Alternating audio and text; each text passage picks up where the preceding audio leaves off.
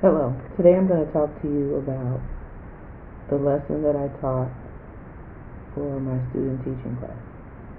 Currently I am co-teaching integrated science with 9th through 12th graders. I had a group of about 12 students. We worked on a properties of water worksheet. So the students had to go to a particular website and they would find facts about water and different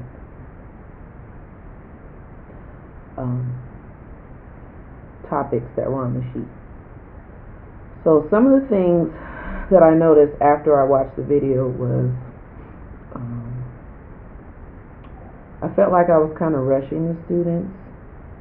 There were about 36 questions on the worksheet, and they were working independently, and I felt like I could have given them a little more time to do each section.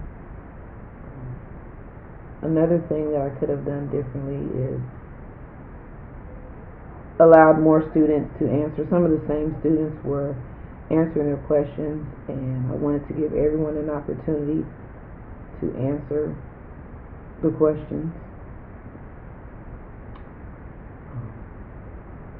We did have a fire drill during the lesson, so that kind of threw us off a little bit.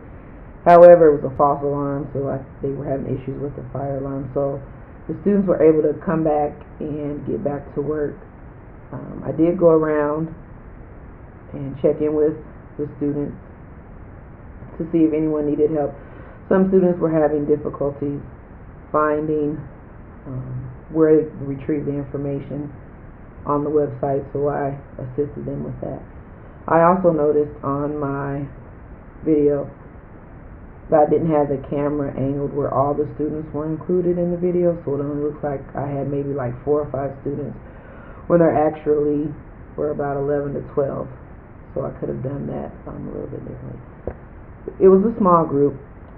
Again, those students worked very well independently and together, and it was good to see that some of the students were assisting their peers when they were unable to find a particular section on the worksheet.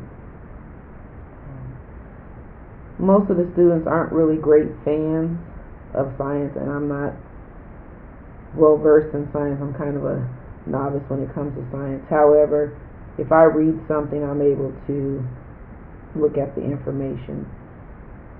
I like doing interactive activities with the students, so I was glad that I was able to get that particular group of students together. It was special ed students as well as gen ed students to work together on that worksheet, and I think that helped them and put their mind at ease that they were able to work with myself and their peers to kind of get that worksheet done so they can move on to the next project. So I would say moving forward, as I teach more lessons in the future, to allow the students more time. In the past I've set timers, so I say, okay, we'll work on this section and I'll give you like 2 or 3 minutes. I should have done that in this lesson. I think after the fire alarm was pulled, it kind of threw me off a little bit. So I will definitely be more conscious of that, and to set a timer and say, okay, you have 2 to 3 minutes to do section 1, and then give each person an opportunity to answer questions. If they're unfamiliar with the answer, don't have it, they can say pass, and I'll just let them know, okay, each person has to share, so I can come back to that person so it doesn't feel like one person's answering all the questions. Being mindful that everyone doesn't work at the same pace, so just understanding that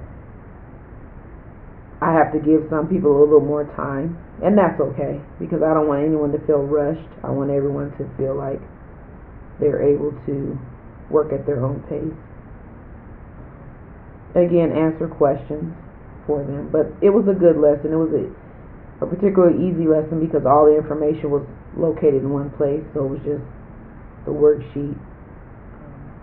They had the questions and they just had to find the answer. So again, it was just navigating through that particular website and saying, okay, this is where the answers are. And some of the students even showed me how to get to some of the answers because I was unfamiliar with that particular website. So also before teaching a lesson, familiarizing myself with that particular website or whatever